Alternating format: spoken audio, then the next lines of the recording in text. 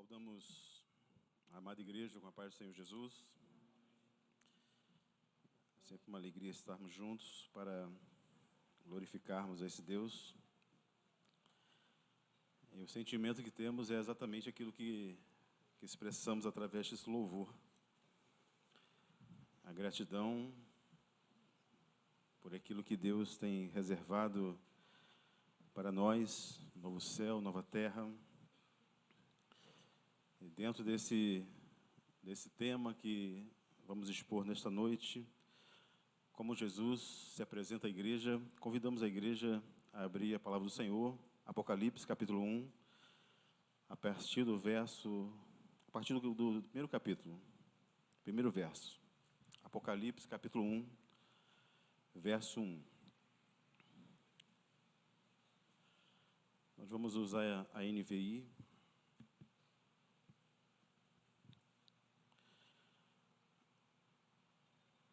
Amém? A palavra do Senhor diz assim: revelação de Jesus Cristo que Deus lhe deu para mostrar aos seus servos o que breve deve acontecer. Deus a tornou conhecida enviando por meio do seu anjo ao seu servo João, que testificou em todas as coisas que viu a palavra de Deus e o testemunho de Jesus Cristo. Bem-aventurado aquele que lê em voz alta as palavras desta profecia. Bem-aventurados aqueles que ouvem e guardam as coisas que nela é escrita, pois o tempo está próximo. João, às 7 igrejas da província da Ásia, graça e paz a vocês da parte daquele que é, o que era e o que há de vir, da parte dos 7 Espíritos que estão diante do trono e da parte de Jesus Cristo, a testemunha fiel, o primogênito entre os mortos e o soberano dos reis da terra, ao que nos ama e que nos libertou dos nossos pecados por meio do seu sangue, constituindo-nos reino e sacerdote para o seu Deus e Pai. A ele seja a glória, o poder pelos séculos dos séculos. Amém. Eis que ele vem entre as nuvens e todo olho verá, até mesmo aqueles que transpassaram, e todas as tribos da terra se lamentaram por causa dele. Assim será. Amém. Eu sou o Alfa e o Ômega, diz o Senhor, o que é e o que era e o que há de vir, o Todo-Poderoso. Eu, João, irmão e companheiro de vocês no sofrimento, no reino e na perseverança de Jesus, estava na ilha de Patmos por causa da palavra de Deus e do testemunho de Jesus. No dia do Senhor, eu estava em espírito e ouvi atrás de mim uma forte voz como de trombeta que dizia: escreve em um livro o que você vê e envia estas 7 igrejas: Éfeso, Esmirna, Pérgamo, Tiatira, Sardes, Filadélfia e Laodiceia. Voltei-me para ver de quem era a voz que falava comigo, e voltando-me vi 7 candelabros de ouro, e entre os candelabros alguém semelhante ao filho do homem, vestido com uma túnica que chegava aos pés e um cinto de ouro ao redor do peito. A cabeça e os cabelos eram brancos como a lã, tão brancos como a neve, e os seus olhos como chama de fogo. Os pés eram como bronze reluzente de uma fornalha ardente, e a sua voz era como o som de muitas águas. Na mão direita ele tinha 7 estrelas, e da sua boca saiu uma espada afiada de 2 gumes. O seu semblante era como o sol, quando brilha em todo o seu resplendor. Quando o vi, caí aos seus pés como morto. E então ele colocou a mão direita sobre mim e me disse: não tenha medo, eu sou o primeiro e o último, aquele que vive. Estive morto, mas agora estou vivo pelos séculos dos séculos e tenho as chaves da morte e do Hades. Escreve, pois, as coisas que você viu e as coisas que hão de vir, e depois dessas, o mistério das 7 estrelas que você viu na mão direita e dos 7 candelabros de ouro é este: as 7 estrelas são os anjos das 7 igrejas, e os 7 candelabros são as 7 igrejas. Louvado seja o nome do Senhor. Vamos orar, fechar os olhos. Senhor, que a tua graça ela seja abundante, Senhor, que a Tua palavra seja genuína em nosso coração. Nós oramos em nome de Jesus. Amém, Senhor. Podemos estar sentados, irmãos? Meus amados, nós fizemos aqui uma leitura um pouco longa, mas para compreendermos um pouquinho qual era esse momento que João estava vivendo e em que momento a igreja ela estava passando. E quando nós começamos a ler a palavra, a entender a palavra, nós vamos começar a compreender que Apocalipse ela foi endereçada aos crentes que estavam suportando um dos maiores martírios da igreja, da história da igreja naqueles dias. Era aproximadamente o ano 94 a 96, segundo os estudiosos. Então essa igreja ela estava sendo massacrada, ela estava sendo perseguida, principalmente por aqueles que perseguiam a igreja, os imperadores romanos da época. E com muita intensidade, esses perseguidores da igreja, eles matavam cruelmente a igreja. Então o livro de Apocalipse, meus amados, é um livro onde Deus começa a revelar o seu desejo. Deus começa a mostrar aquilo que Ele quer para a sua igreja. E é por isso que o título desta mensagem é de como Jesus se apresenta para a igreja. Porque num primeiro momento, quando Jesus veio em carne, em homem, mas também veio em espírito, a palavra diz que ele veio como homem, como carpinteiro, mas agora ele se apresenta de uma forma diferente, de uma forma gloriosa. E essa foi a visão de João em meio àquela perseguição terrível que não só João, mas a igreja estava vivendo naqueles dias. Perseguições que começaram com Nero no ano 64, com Dominiciano, com Trajano, com Marco Aurélio, com Décio, com Diocleciano. Esses homens se levantaram para destruir a igreja naqueles dias. Porque, dentro da história que nós lemos, eles se intitulavam o Senhor Deus, o soberano. E todo aquele que professasse outra coisa contra aqueles que eram os imperadores da época, eram mortos de uma forma trágica. Então, João aqui, ele começa a receber de Deus a revelação da gloriosa, daquilo que Deus ele reservou para o seu povo. E quando nós lemos no primeiro versículo a revelação de Jesus Cristo, que Deus deu para mostrar aos seus servos. Então, primeiramente, meus amados, é importante entendermos aqui que Apocalipse ele significa revelação. Então, muitos hoje pegam essa palavra e se intitulam como dizendo: olha, nós temos a revelação para esses dias. E é um termo muito errado, porque a revelação já está descrita.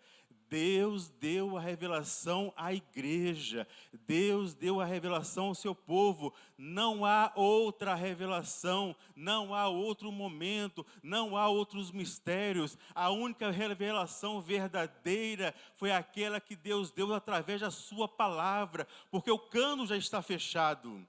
Então tudo que Deus já falou está descrita na palavra de Deus.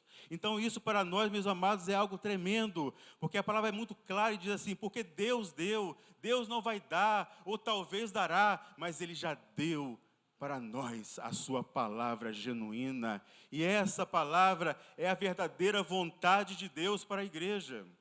É aquilo que nós precisamos, meus amados, para caminhar nesta vida tão difícil, com tantas dificuldades. E quando nós começamos a ler no capítulo 4, 3 e 4, ele começa a falar das bem-aventuranças, daqueles que são bem-aventurados, daqueles que guardam a palavra, e muito mais daqueles que ouvem a palavra do Senhor. Uma coisa é você ouvir, ou melhor, uma coisa é você escutar, outra coisa é você ouvir a palavra. Então, a palavra diz assim: bem-aventurado aquele que ouve as palavras deste livro. Feliz é você, feliz somos nós. Louvado seja o nome do Senhor. Que Deus, pela sua misericórdia, nos deu essa preciosidade tão gloriosa. E no verso 4, João escreve ali, ele traz uma saudação àquela igreja, uma saudação de encorajamento diante das perseguições que aquela igreja estava vivendo. Então ele começa a saudar aquela igreja, encorajando para que aquela igreja não viesse temer as trevas que se levantavam naqueles dias. Porque a saudação não era de terror, mas era de encorajamento. Porque a igreja, ela estava passando pelo vale do martírio. E ele fala, graça e paz aos irmãos. Ele está dizendo que Deus está no controle de todas as coisas. E nós, meus amados, devemos compreender e colocar também isso no nosso coração.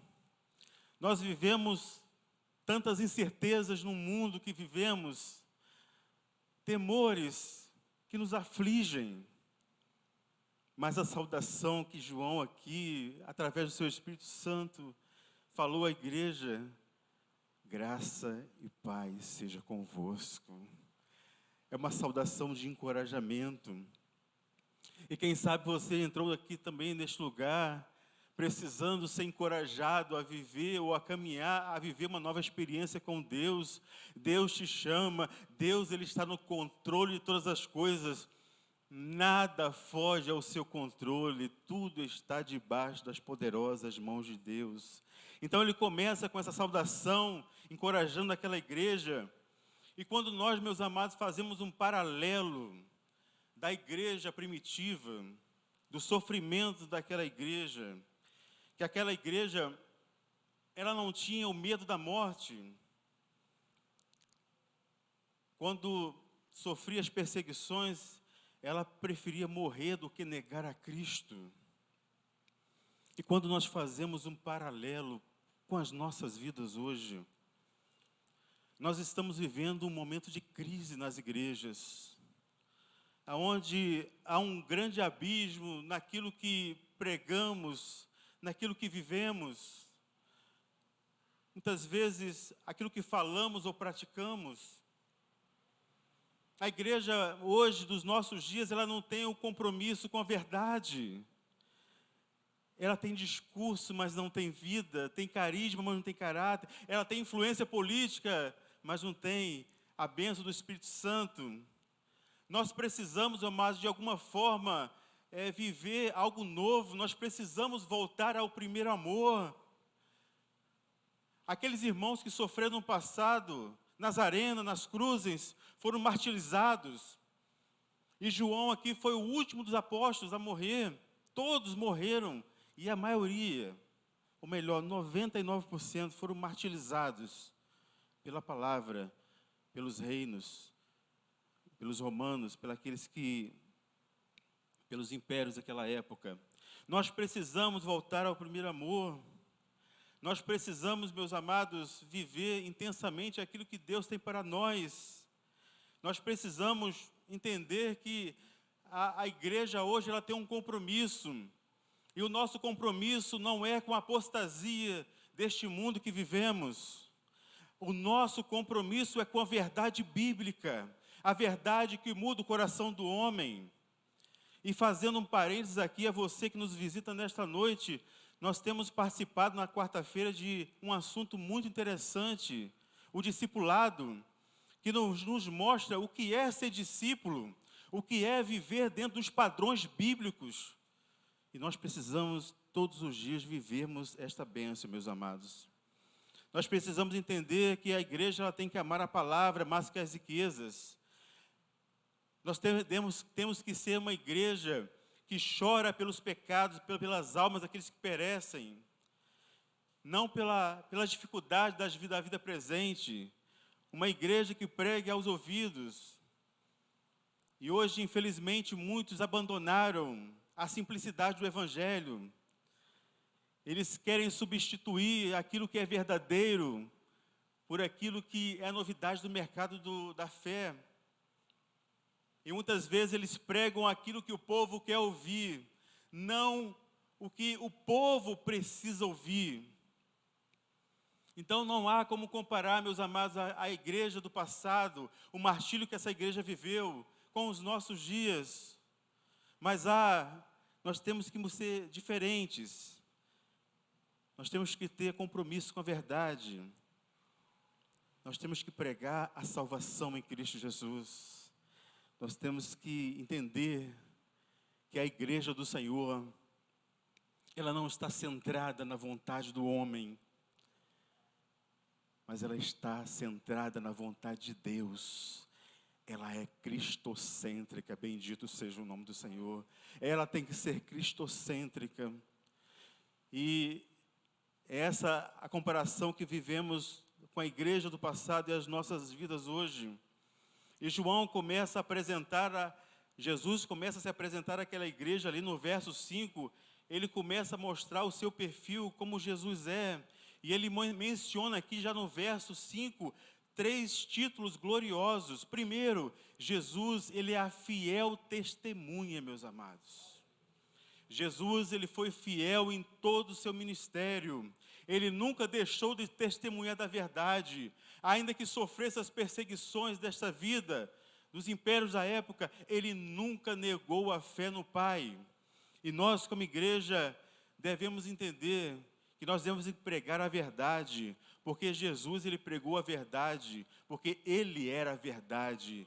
A palavra diz em João, porque ele é a verdade, é o caminho, a verdade e a vida. Ninguém vai ao Pai senão por ele. Ele não só proclamou a vida, mas ele é a vida.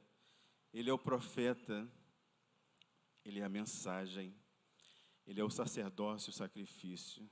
Quando nós falamos aqui, meus amados, que ele é o profeta, queremos abrir, um parênteses também aqui.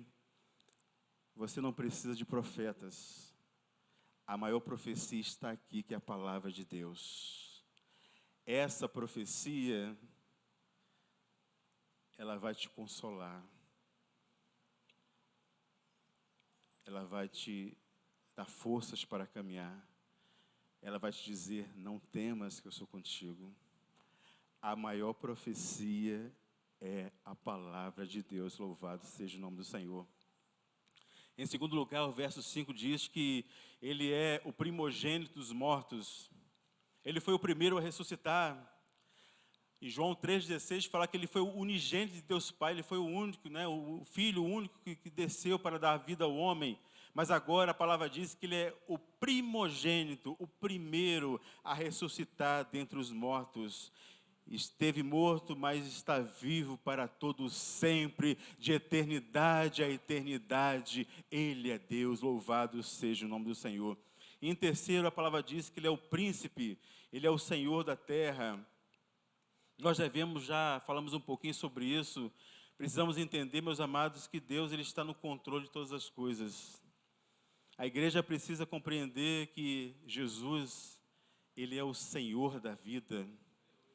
Ainda que o mundo esteja em caos, ainda que a situação esteja indo de mal a pior, nós sabemos que Jesus, ele é o dono da história, ele é o Senhor dos senhores, ele é o Rei dos reis sobre toda a terra. Nada pode contra o seu poder, contra a sua vontade. E dentro deste tema aqui, meus amados, por que nós devemos adorar Deus? Quando ele se apresenta como o Rei da terra, como o primogênito, como o Senhor de todas as coisas, como você deve adorar a Cristo? E o verso 5, ele ainda nos diz, o verso de 5 diz assim, aquele a quem nos ama. Nós adoramos a Cristo, não por aquilo que Ele nos dá, mas nós o adoramos por aquilo que Ele é na nossa vida. Interessante que este verbo aqui, aquele que nos ama, não está no passado, aquele que nos amou, ou está no futuro, talvez Ele me ame, mas o verbo está no presente. Deus te ama. E esta palavra aqui, este amor aqui, no original, não é o amor philos. O amor philos é um sentimento natural de profunda amizade. Não é o amor eros, é o amor de um homem e uma mulher. Mas quando a palavra fala aqui, aquele que nos ama, é o amor ágape, é o amor incondicional, o amor que se doa, o amor que se entrega. Então foi por este amor, meus amados, que Ele se entregou por nós. Aquele que nos ama, louvado seja o nome do Senhor, porque Ele nos ama, meus amados, não pelos meus méritos. Você tem que entender isso. Jesus te ama não porque você é bom, mas é pelos seus deméritos, porque você é pecador, você é miserável. Nós precisamos da graça, da misericórdia, do amor de Deus, porque não há um justo sequer, todos foram destituídos da glória de Deus. Porque o salário do pecado é a morte, mas o dom gratuito de Deus é a vida eterna em Cristo Jesus. E é por isso que Ele nos amou. E este amor não é o amor do homem, não é o amor natural, mas é o amor de Deus. Louvado seja o nome do Senhor. O amor que excede todo o entendimento. E Ele fala também no verso 5, que Ele nos ama e pelo seu sangue nos libertou dos nossos pecados. Jesus nos libertou dos nossos pecados. Ele comprou as nossas vidas. O que é maravilhoso, meus amados, que ainda que estávamos perdidos neste mundo, como a palavra diz, porque não foi nós que escolhemos a Deus, mas Ele que nos escolheu para estar na sua presença. Isso que é maravilhoso. Porque nós, na nossa condição natural, nós não temos condição alguma de escolher a Deus. Porque o homem, ele quer viver dentro do seu pecado, dentro da mentira, da apostasia. Mas um dia, a graça nos alcançou. Deus nos libertou. Vivíamos debaixo da coleira do pecado. Deus, Ele foi o nosso substituto na cruz. E isso nós chamamos de morte vicária de Cristo. Porque esta cruz estava reservada para mim e para você. Mas Ele foi no nosso lugar. E isso, meus amados, quando falamos em morte vicária, no Velho Testamento, a substituição era temporária. Você imolava um cordeiro, e só cobria os pecados. No outro dia tinha que imolar novamente. Mas no Novo Testamento, no Calvário, o interessante é que na substituição temporária, no Velho Testamento, a ovelha que morria pelo homem, pelo pastor. No Novo Testamento, o pastor que morre pelas suas ovelhas. João 10:11 fala sobre isso, que Ele é o bom pastor. E o bom pastor, ele faz o quê? Ele dá a sua vida pelas ovelhas. Louvado seja o nome do Senhor. Então, foi por esta obra na cruz, foi por essa bênção que Ele substituiu permanentemente esta gloriosa bênção no Senhor. O verso 6 diz que nós agora somos um reino de sacerdotes, porque Ele é o nosso sacerdote maior, porque Ele conquistou a vitória na cruz, Ele mesma reina sobre nós, intercede por nós. E interessante, fala que em Pedro capítulo 1, verso 15, diz que nós somos geração eleita, sacerdócio real, povo escolhido, a qual o Senhor tirou das trevas para habitarmos na sua gloriosa luz. Então, para fazermos parte do sacerdócio eterno, eu tenho que estar, eu sou família de Cristo, eu tenho que estar vinculado ao sacerdócio de Cristo. E a palavra diz que através dele, através de Jesus, nós nos tornamos sacerdócio real, louvado seja o nome do Senhor, chamados para sermos santos e termos uma vida consagrada a Deus. No verso 7 e 8, meus amados, fala de algo interessante, fala daquilo que é a aparição de Jesus.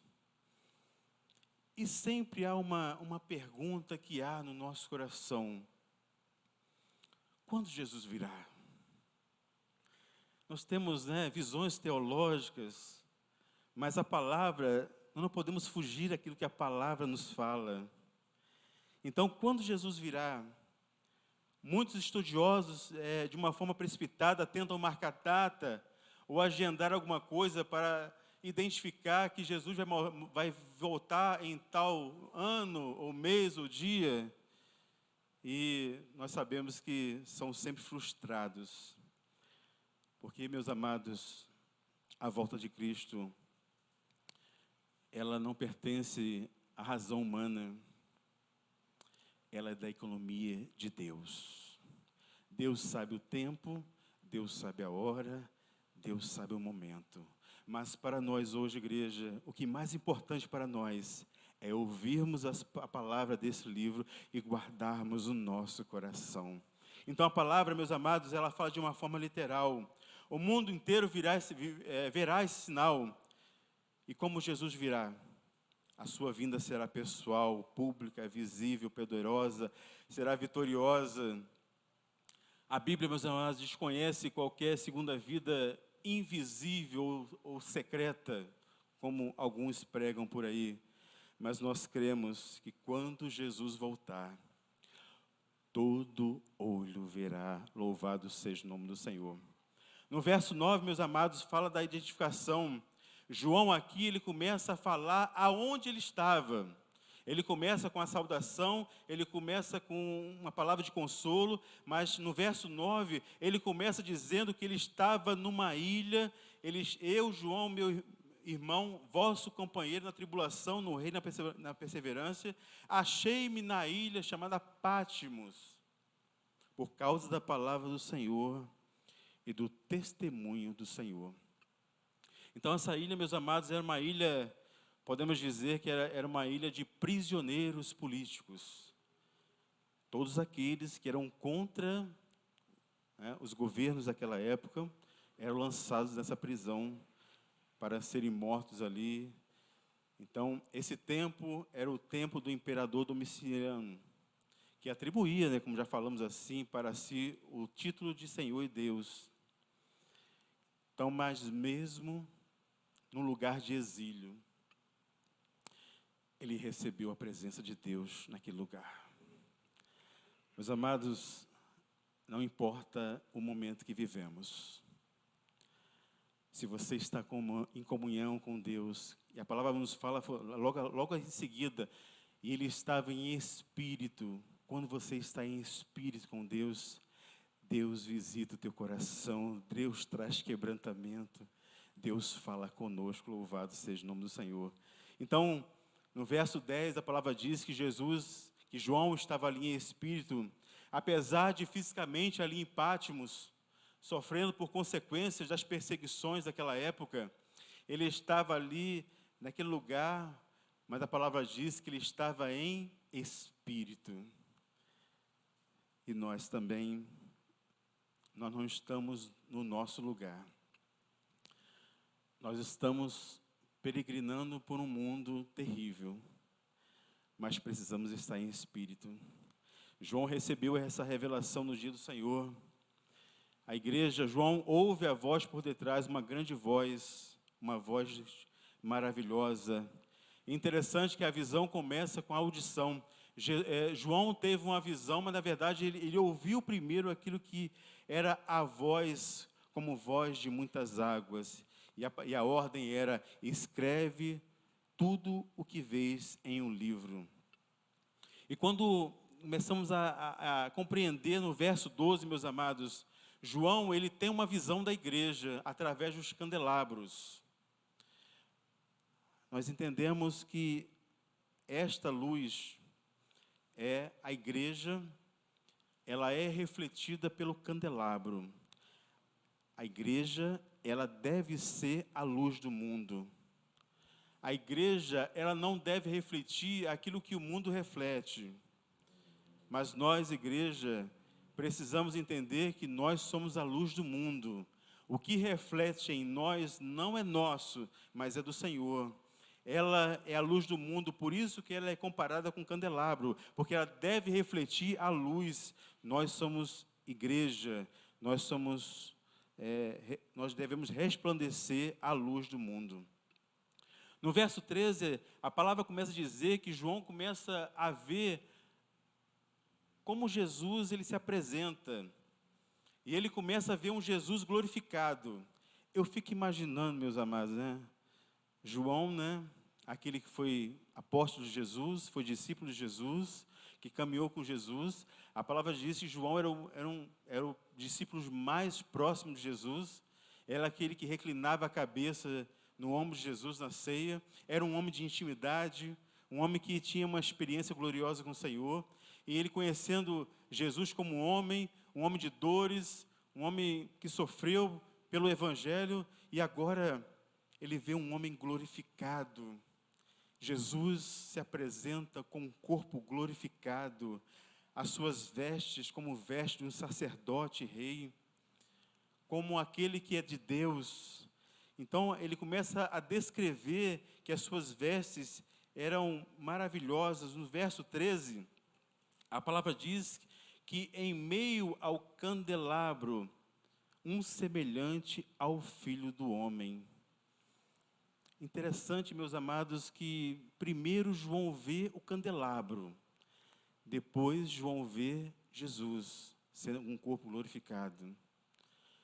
Nós entendemos que a igreja é um meio que revela a glória de Deus. Nós precisamos entender, por isso que precisamos congregar, por isso que precisamos estar juntos, por isso que precisamos ser discipulados, porque através da igreja nós vamos revelar a glória de Deus a tantos outros que precisam conhecer este evangelho. Louvado seja o nome do Senhor. Ele começa a ver Cristo glorificado, e no verso 14 ele fala da sua cabeça, que a sua cabeça era... Sua cabeça, tendo em vista algumas coisas... Desculpa, vi errado aqui. A sua cabeça e seus cabelos eram brancos, alvos como a lã, como a neve, seus olhos como chama de fogo. Então, quando João, meus amados, começa a ver a cabeça ali, falando da divindade, da santidade, a cabeça também era símbolo de honra, transmitia a ideia de sabedoria e dignidade. O noivo da igreja, o bendito de Deus, ele é santo, meus amados. Ele é santo, santo, santo. E quando fala dos olhos, né, a palavra diz que os seus olhos eram como chama de fogo. Os olhos falam da onisciência de Deus. Deus conhece os nossos pensamentos. Deus sabe como você entrou neste lugar. Deus sabe das suas dores, Deus sabe dos seus questionamentos, Deus sabe das suas interrogações, mas Ele é onisciente, Ele está presente para sondar os nossos corações. Por isso que o salmista, no Salmo 339, ele expressa: Senhor, Tu me sondas e me conheces. Tu sabes o meu levantar, o meu andar, Tu sabes como eu estou, como está a minha vida diante de Ti, Senhor. Então, aqui, o João, ele vê a onisciência de Deus, há um Deus que tudo vê, nada foge ao controle de Deus, é um Deus que está pronto, Ele conhece, Ele sabe da nossa necessidade. No verso 15, a palavra diz que os pés eram como latão reluzente. E isso nos fala da onipotência de Deus. Meu Deus, o nosso Deus, meus amados, Ele é onisciente, Ele é onipresente, mas também Ele é onipotente. Tudo está debaixo das suas mãos. Todas as coisas estão sujeitas a Ele. Ele tem um poder sobre as forças da natureza, sobre os demônios, sobre as enfermidades. Ele tem o poder sobre a morte. Bendito seja o nome do Senhor. Ele é onipotente, Ele é o Senhor da vida. E João tem essa experiência maravilhosa de não mais ver um Jesus de dores, mas ver agora um Jesus glorificado. E Ele se apresenta desta forma. E a palavra no verso 15 diz que a sua voz era como voz de muitas águas. Meus amados, não há voz mais prazerosa do que ouvir a voz de Deus. Não há voz mais irresistível do que ouvir a voz de Deus. A voz de Deus, ela é irresistível. Ela é poderosa. O falar de Deus, meus amados, ela muda o nosso coração. Porque todas as coisas foram feitas por Ele, e sem Ele nada que foi feito se fez. Ele é o Verbo encarnado. Todas as coisas estão sujeitas à sua palavra. No início, todas as coisas, quando Deus criou todas as coisas, foi só através da sua poderosa e irresistível palavra que foram criadas todas as coisas. E João, ouvindo aquela palavra poderosa, ele ouviu esta voz como voz de muitas águas. Esta voz, meus amados, que conduz os ventos, os mares, tudo está debaixo das suas mãos. A palavra diz que, no verso 16, diz que ele tinha uma mão, na sua mão direita, 7 estrelas, e da sua boca saiu uma afiada espada de 2 gumes, e seu rosto brilhava mais como o sol do meio-dia. Quando fala das mãos, fala da ação de Deus em governar. Quando fala das mãos, nós vemos que desde o início da igreja primitiva, desde o primeiro século da igreja, Deus sempre levantou um remanescente fiel para permanecer firme, para que a sua palavra fosse pregada, para que o seu evangelho fosse pregado, para que as nações conhecessem que há um Deus que é dono de todas as coisas. Então a sua mão, ela está sobre nós também, igreja.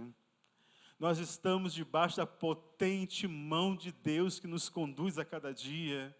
Nós estamos seguros, não porque nós somos melhores, mas porque a mão de Deus está sobre nós. A mão está sobre a igreja do Senhor. A sua boca, aqui a palavra diz que saiu uma espada de 2 gumes. Essa espada aqui, meus amados, não é o evangelho, mas é a palavra de juízo.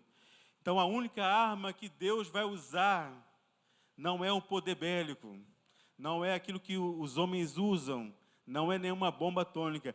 O poder que Ele vai usar para exercer o juízo é a sua palavra. Louvado seja o nome do Senhor. O seu rosto aqui, a palavra diz que o seu rosto brilhava mais que o sol do meio-dia. Diante daquilo que vivemos, diante desta visão gloriosa, João, conhecendo Jesus, sendo perseguido, sendo preso, esbofeteado, sendo maltratado ali, mas agora ele vê um Cristo ressurreto, louvado seja o nome do Senhor. Ele agora não é mais um Cristo humilhado, mas agora ele é um Cristo exaltado. E esta é a visão da igreja hoje.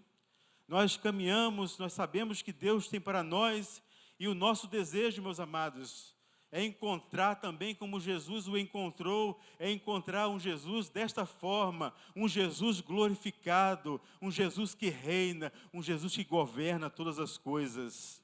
A palavra no verso 17 diz que Ele é o primeiro e o último, Ele é o sustentador, Ele é o consumidor, Ele é o alfa e o ômega, o princípio e o fim de todas as coisas. Nada foge ao seu controle. E no verso 18, o texto diz que fala da vitória triunfal. Aquele que venceu a morte, aquele que está vivo e vive para todo sempre. aquele que tem as chaves da morte e do inferno, aquele que tem a autoridade sobre todas as coisas, porque a palavra diz que Jesus recebeu autoridade nos céus e na terra. Ele tem autoridade sobre todas as coisas. E para concluirmos aqui, meus amados, essa mensagem, a experiência do apóstolo João, naquilo que ele viu, naquilo que ele ouviu e naquilo que ele fez. A experiência do apóstolo João naqueles dias de ver um Jesus ressurreto, glorificado. Quando João teve a experiência com Jesus ali, ele teve um profundo quebrantamento. A palavra diz que ele caiu por terra como se estivesse morto. Nós precisamos, ó, meus amados, ser quebrantados pelo Senhor. Nós precisamos entender que nós somos tão limitados diante a gloriosa presença de Deus na nossa vida. Então, João, aquele que se debruçou no peito de Jesus, mas agora ele cai como morto. É impossível, meus amados, o homem ter uma experiência com o Senhor e não se prostrar. E quem sabe nesta noite você entrou neste lugar, precisamos viver uma experiência com o Senhor. Haverá um dia em que a igreja ela será tirada deste mundo. Aprove a Deus se for no nosso tempo. Mas se a nossa geração não passar por isso, mesmo assim, nós estamos levando a palavra de Deus no nosso coração. E o nosso desejo é ter a mesma experiência que João teve. De poder ouvir a sua voz. De poder ser consolado por aquele que pagou um alto preço pelas nossas vidas. É esse o consolo que João recebeu naqueles dias. É essa forma que a igreja foi apresentada naqueles dias. É esse Jesus que se apresenta a nós também como igreja. Nós não devemos temer as trevas que estão intensas nos nossos dias, mas confie no Deus soberano sobre todas as coisas. No Deus que tem um poder sobre todas as coisas. Nada foge ao seu controle. Ele foi restaurado. E quem sabe você entrou neste lugar aqui também precisando ser restaurado. Ah, pastor, estou vivendo tanta aflição na minha vida. A minha fé está sendo abalada. Olha, Jesus. A palavra, ela consola. A palavra, ela transforma. A palavra, ela muda o nosso ser. Jesus toca e fala com ele. E a mesma mão que segurou João naqueles dias, dizendo, não temas. É a mesma mão nesta noite, meus amados, que está neste lugar. A mão do Senhor diz para você, não temas. Ele te segura, Ele te sustenta, Ele quer te ver na sua presença. Louvado seja o nome do Senhor. Vamos louvar o Senhor.